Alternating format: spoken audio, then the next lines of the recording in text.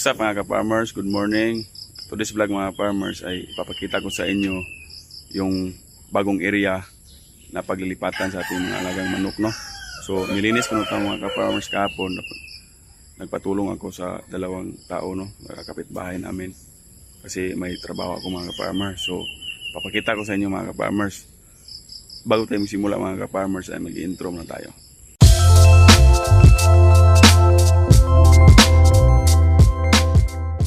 So yan mga ka-farmers, no? Bali mga ka-farmers, ito yung lugar mga ka-farmers na paglilipatan sa ating mga manok, no? Ito po mga ka-farmers ay lumang bahay, no? Dito lang sa gilid sa ating munting din bahay. Tapos dito banda mga ka-farmers, dito yung rinse net ko, no? So binigay sa atin to mga farmers sa unang may-ari kasi lumipat na sila ng tirahan, no? Kaya yan, maraming yero. Di ko na na-video yung pag demolish nito mga ka-farmers kasi nasa trabaho ako, no? So yan, ito pa yung nila, sink. So pwede natin itong gawing paliguan ng manok. Pwede din gawing gawa ng sa gilid, bubong or dingding para magawang breeding cage, no? Kasi may flooring na. Sayang naman kasi kung babasagin mga farmers, okay naman. Tapos ito, malaki-laki itong area mga farmers. So ngayon lang ako nakapag-vlog ulit mga farmers, busy kasi nung nakarang araw, no? So itong mga kahoy dito mga farmers, baka may magagamit pa tayo dito, no? Paggawa ng kulungan. Yero din pang pwede nating ibakod kasi mga na din yan, sira-sira. So konti na lang ligpit dito mga farmers, no? Ito ligpit natin to para talagang na siya, fully malinis na, no? Fully finish na. So at dito din banda kailangan pa nating ano bang tawag sa dito, hagbas or linisan na lang. Yan, kailangan nating linisan. Ito yung mga ko dito mga farmers, para maano nyo kung gano'n lang kalapit. Ito yung mga manukan ko dito, no? Gilid lang ng bahay. May isa din akong dito mga farmers, dinosaur. Yan, so lipat natin dito, malapit lang dito lang para mas maganda dito, no? Malawak yung lugar, tapos malayo sa bahay. Kasi kung dito kasi laging magulo yung yard natin mga farmers. Kasi tingnan nyo, yan may mga damit. Kasi kung umuulan, dito namin sinisampay yung mga damit namin, no? So, yan yung mga alaga natin, no? So siguro matagal-tagal pa natin yung maayos kasi wala pa tayong budget mga farmers, pero nagpaplano ako na doon na talaga natin ilipat, no? Pag malagyan na yun ng bubong, dandahanin natin ang gawa ng kulungan na bago, no? Para doon natin sila ilipat. Tapos yan, ito na lang dito, gawin na lang ng sampayan lahat, para dito na lahat ng mga damit na sinasampay, no? Wala ng manok. So balik tayo dito. Ngayon mga ka-farmers ay paliguan ko yung natin, no?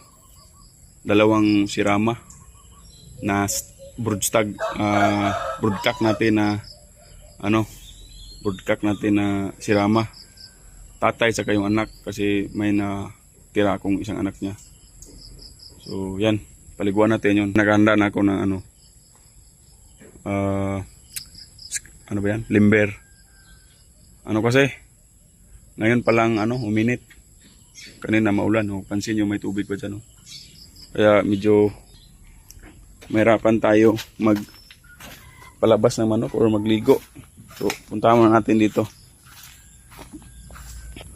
Puntahan muna natin yung area natin dito sa native chicken natin, So palagiwan natin yung natin, Malaysian Sirama na dalawa. Kasi matagal-tagal na rin tong hindi nakapaligo, no. Tapos yung ibang shamo natin, paliguan na rin natin. Kunti-kunti na lang tong ano natin, no. Mga native chicken natin kasi binibinta natin yung iba. Ito yung paliguan natin, mga farmers. Yung Malaysian Sirama natin na broodcock. Tapos yung anak niya na malaki na rin. Iba yung kulay, mga farmers, yan, oh. Yan. Paliguan natin yan. So, yun. Uminit na. So, paliguan natin, mga farmers. Problema natin, mga farmers, ay ano. Isa lang yung ano natin, no. Limber. Hindi pa nakabili. So, hindi naman yan hindi naman yan mabilis kumilos yung Malaysian Sirama. Madali lang yung madakip, kaya pwede lang bitawan dyan. So, mag-ready muna ako ka-farmers. Yun, mga farmers, no? Naka-ready na yung tubig natin. So, kunin natin yung manok.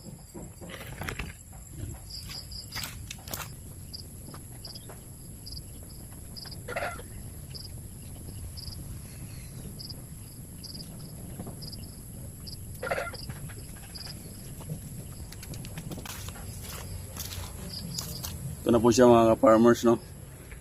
Ito na po siya. So, paliguan na natin.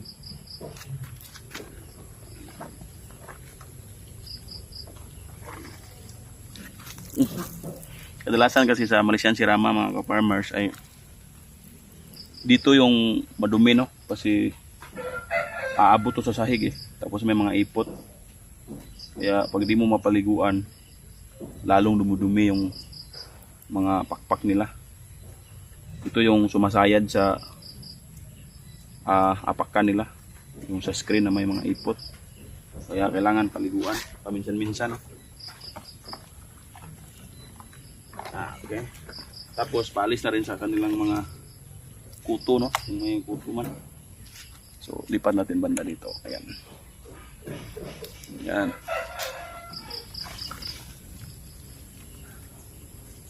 So yung inahin pala, mga ka-farmers, na sirama natin ay nag-itlog na. Siguro naglimlim na yan. Yan. Maganda, malaki yung ano niya, no? Palong. Malaki yung palong. Matagal na rin tahatin to, mga ka-farmers, no? Yung ano natin, Malaysian Sirama. Hindi lang masyadong pinapakita ko sa vlog, no. So yan, malaki yung katawan, mga farmers, no? Bilog na bilog.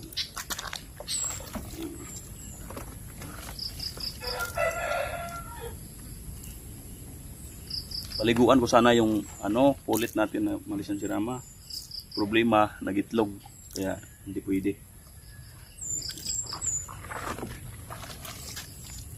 Yan. Hindi mahirap pag ganito lang kalaki na manok, mga farmers, no? Hindi katulad ng shamo. Mahirap yung shamo alagaan o paliguan. Sobrang laki nila. Maraming kuto, mga farmers, no?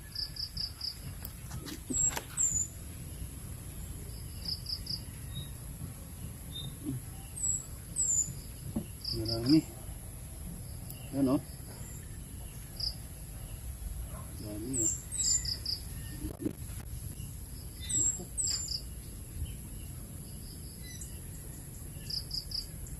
Dami, mga farmers.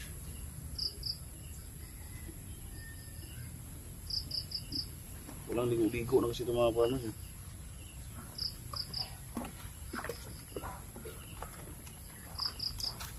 Ito, banlawan natin. Banlawan natin sa walang sabon na tubig, no? Yan. Di ako nakabili ng mga farmers, wash out intense. Kaya sabon powder muna yung nilagay ko, no? Hindi ako nag-expect na marami siyang ito. Paliguan natin ito ulit, mga farmers, pag nakabili ako ng Madami, mga farmers. So, paliguan natin to ulit. Pag nakabili ako ng wash out, intense. Matagal-tagal na rin kasi itong hindi na paliguan. Mas maganda kasi ito yung may talaga. Yan. Lagay na natin dito.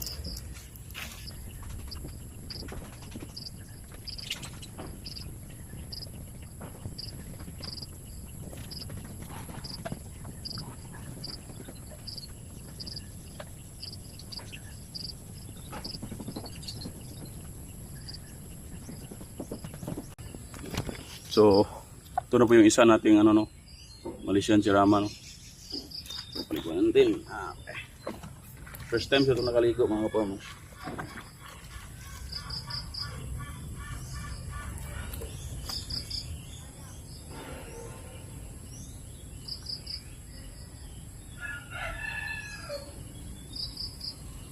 Medyo mas maliit to dun sa tatay no. Ugahin na rin yun.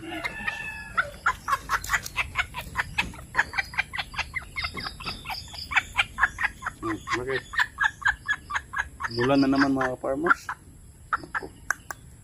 Ano ba yan? Kala ko diretso na yung init. Mulan pala.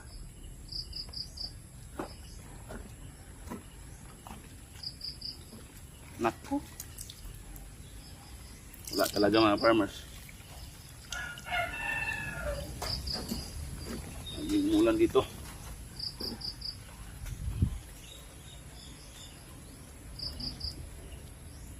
Mambo na mga farmers.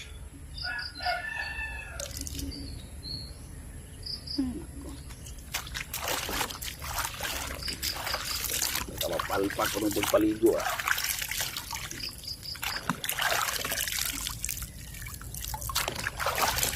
So yun mga farmers no, disclaimer lang po mga ka-farmers.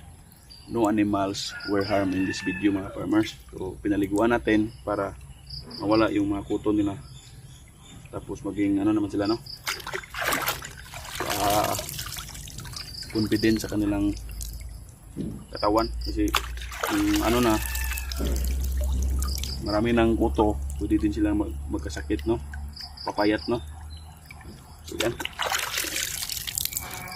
A few minutes later. Yan mga ka-farmers no, tapos na nating paliguan yung dalawa nating Malaysian Sirama na broodcock mga ka-farmers. So yan,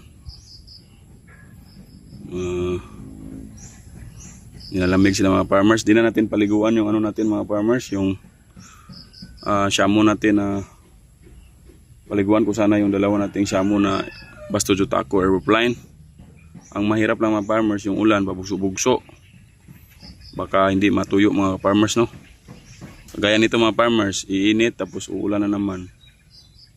Ito lang muna yung ano natin paliguan mga ka-farmers no, itong Malaysian Sirama natin. So lapitan natin. So yan, nilagay ko muna dito mga farmers kasi isa lang yung limber ng meron tayo no, isa lang. So mahirap naman kung hindi natin lagay sa ganito, baka makawala pa. Yan. So medyo nilalamig no, pero sana tuloy-tuloy yung init para matuyo agad. Ito naman yung puti. Okay.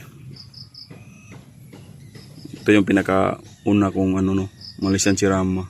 Tapos anak na niya yan. So yung pulit nandun sa kulungan. Next time na natin paliguan yun.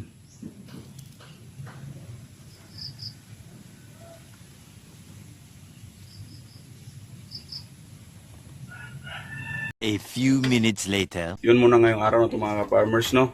At bago tayo magtapos mga ka-farmers, ay isa-shoutout muna natin yung bago nating subscriber no, from Katmon, Cebu. Si Sir ano at Ramel Orion from Katmon, Cebu. So shoutout sa Sir no. Maraming salamat sa suporta at pag-subscribe sa ating munting channel no.